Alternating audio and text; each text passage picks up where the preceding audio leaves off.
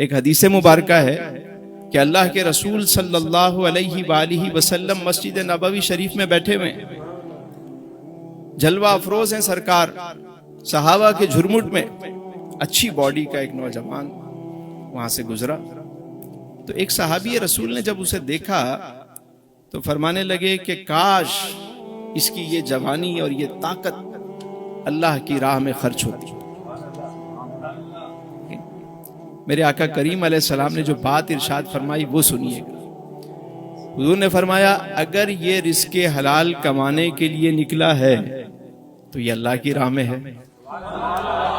فرمایا اگر یہ اس لیے نکلا ہے کہ رزق حلال کمائے، اپنے ضعیف ماں باپ کو لا کر کھلائے، تو یہ اللہ کی راہ میں ہے۔ پھر ارشاد فرمایا اگر یہ اس لیے نکلا ہے کہ کمائے اور اپنے بیوی بچوں کو کھلائے تو یہ اللہ کی راہ میں ہے۔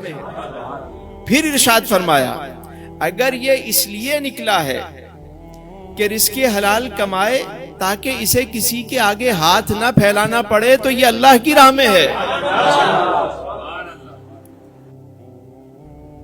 دیکھیے کہ یہ اللہ کی راہ ہے کہ نہیں ہے رزق حلال کمانا۔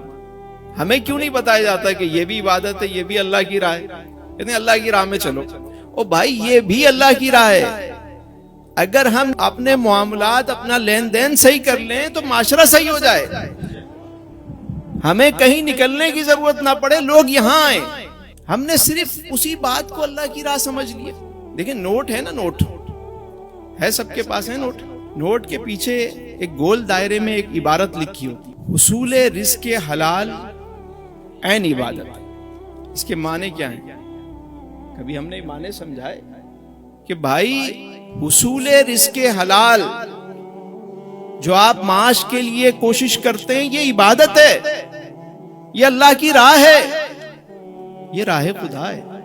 تو اگر معاشرے میں ان باتوں کو صحیح سے سمجھایا جائے کہ بھائی مسلمان کا ایک ایک لمحہ عبادت ہے، سب اللہ کی راہ ہے، اگر طریقے سے چلو، اور طریقہ کون سا ہے؟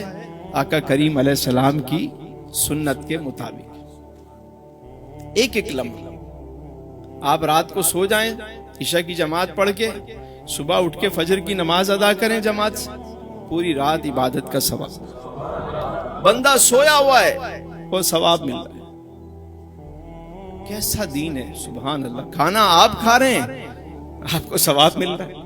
آپ نے ہاتھ دھوئے سنت کے مطابق رزق حلال کھا رہے ہیں، کوئی ثواب ہے؟ بلکہ مہمان کے ساتھ کھا رہے ہیں تو کوئی حساب ہی نہیں ہے، ثواب ہی ثواب۔ کیسا دین ہے؟ آپ راستے سے گزر رہے ہیں، سفر کر رہے ہیں، دعا پڑھتے ہوئے جا رہے ہیں، ثواب ہے۔ لوگوں کو سلام کرتے ہوئے جا رہے ہیں، راستے میں تکلیف دہ شے کو ہٹا رہے ہیں، صدقہ ہے، نیکیاں ہی نیکیاں۔ ایک ایک لمحہ عبادت، ہماری صبح، شام، رات، دن، کھانا پینا، اٹھنا بیٹھنا، وہ جو اللہ نے فرمایا وَمَا خَلَقْتُ الْجِنَّ وَالْإِنسَ إِلَّا لِيَعْبُدُونَ، جنوں انسانوں کو اس لیے پیدا کیا کہ وہ ہماری عبادت کریں۔